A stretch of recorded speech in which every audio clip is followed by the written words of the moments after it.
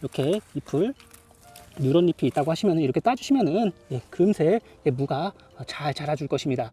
요즘 이 늦더위로 인해서 배추에 그리고 무에 무름병이 다 발생하였고요. 그리고 배추에 녹균병이 발생하였고, 무도 마찬가지로 같은 병이, 그리고 해충이 늦게까지 아주 피해를 주고 있습니다.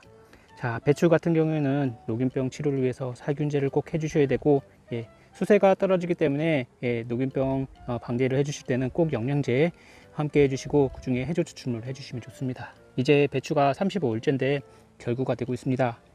결구가 이제 며칠 있으면 왕성하게 될 것 같아요. 그래도 겉에 녹균병이 있지만 충분히 방제만 해주시면 결구가 잘 될 것입니다. 그리고 무입니다. 이거는 제가 배추보다 한 5일 정도 빨리 심은 거예요. 그래도 굉장히 무더울 때 심어 놓은 거긴 한데, 그래도 무름병이 좀 심하게 왔지만 그래도 보시면은 많이 살아 있죠.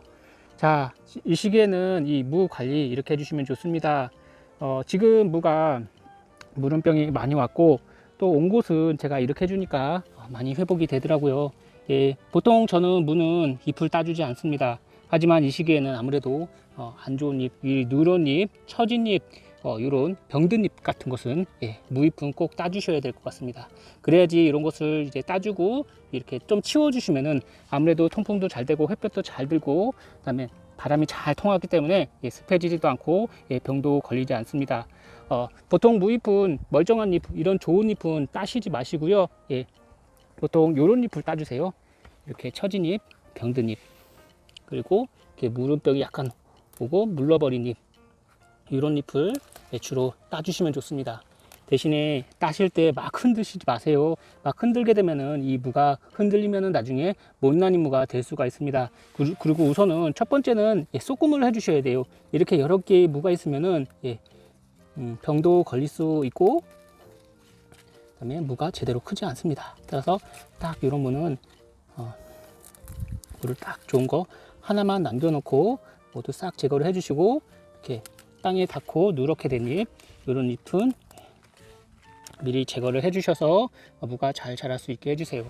이렇게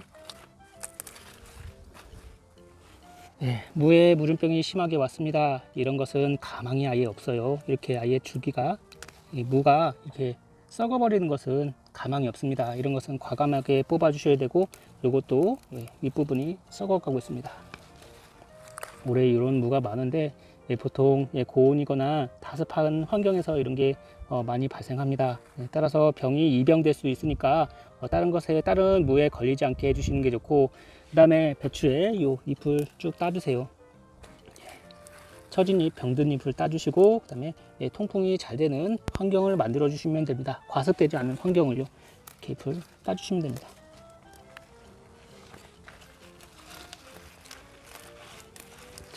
이렇게 잎을 따주시면은 이쪽 부분이 물렀었어요. 물르지도 않고 햇볕도 잘 들고, 그 다음에 수분이 있더라도 금세 햇볕이 들어서 말라버리기 때문에 이런 물러버린 잎은 우선은 꾸준하게 제거를 해주시는 게 좋습니다.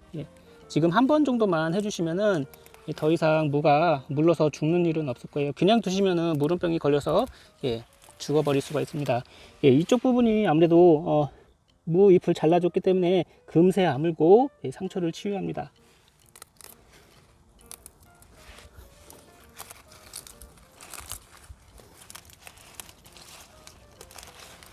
자, 이렇게 무잎을 우선은 고랑에다 깔아주시면 금세 말라서 유기물이 될 것입니다. 자, 이렇게 무잎을 따주시면서 만약에 무름병이 좀 심하고 이렇게 물러 죽는 잎들이 많다고 하시면은 제가 추천할 수 있는 것은 바로 비닐을 좀 살짝 벗겨 주시던가 아예 벗겨 주세요. 이 비닐 때문에 제대로 그 산소도 공급되지 않고, 그다음에 과습이 되기 때문에 이 무가 이제 무름병이 더 오게 됩니다. 무도 마찬가지고 배추도 마찬가지예요. 따라서 이렇게 해주시고, 이 무가 좀 있으면 엄청나게 왕성하게 커지거든요. 그러면은 무잎이 이 두둑을 다 덮어서 풀이 그렇게 많이 나오지 않습니다. 또한 날씨가 조만간 선선해지기 때문에 풀도 크게 빨리 자라지 않아요. 예, 그래서 풀 관리를 많이 신경을 쓰시지 않아도 될 시기이기 때문에 이렇게 저는 한쪽에 비닐을 지금 제껴 놓았거든요. 이렇게 양쪽으로 이렇게 비닐을 제껴 놓으시면은 아무래도 이 흙이 굉장히 가습합니다. 습해요. 그래서 일로 햇빛도 잘 들어가고 예, 수분기도 금세 날아가고, 무름병은 아무래도 과습과 그다음에 통풍이 되지 않는 그 원인이 주요하고요. 그다음에 이 작물과 작물 사이가 너무 비좁게 되면은 이 무름병이 원인이 될 수가 있습니다. 그래서 이 제식 간격을 잘 유지해 주시고, 중간중간에 좀 가깝다고 생각되시는 그런 작물들은 뽑아 주셔서 무름병을 사전에 예방해 주시면 좋고, 그러면 더 이상 무름병이 걸리지 않고, 이렇게 잎을 누런 잎이 있다고 하시면 이렇게 따주시면은 금세 무가 잘 자라줄 것입니다. 제가 한 이틀 전에 무잎을 따준 곳이거든요. 그러니까 무잎을 따줬더니 지금 무가 처음에는 무름병 증상이 있다가 지금은 왕성하게 잘 커가고 있습니다. 누렇게 되고 땅에 닿고 상태가 좋지 않은, 그리고 무름병이 약간 온 물러버린 이런 무잎들을 다 제거를 해 주었습니다. 아무래도 제거를 해주면은 이 상처가 금세 아물어요.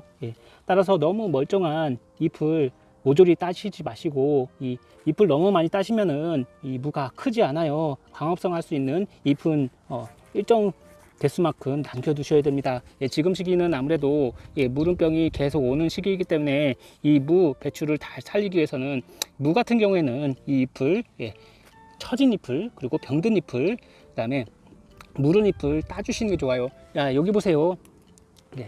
무잎을 따주니까 아주 휑해졌죠. 아주 시원하게 이발을 한 것 같습니다. 그리고 중간중간에 무가 이렇게 많이 컸는데 이렇게 좀 비좁은 것이 있어요. 비좁은 것들은 과감하게 뽑아 주셔야 됩니다. 그래야지 무도 커지고, 그 다음에 더 이상 병도 걸리지 않습니다. 이렇게 작물과 사이에 이렇게 좀 비좁은 것 같다 라고 생각 드시면 이렇게 무를 뽑아 주셔서 김치로 담가 드셔도 아주 맛있는 총각김치로 담가서 드실 수가 있어요. 따라서 이렇게 좀 그 시기에 따라서 잎을 따고 안 따고를 하실 수가 있는데요. 작물이 잘 자라고 무름병 없이 잘 자란다고 하시면은 잎은 많이 따시지 마시고요.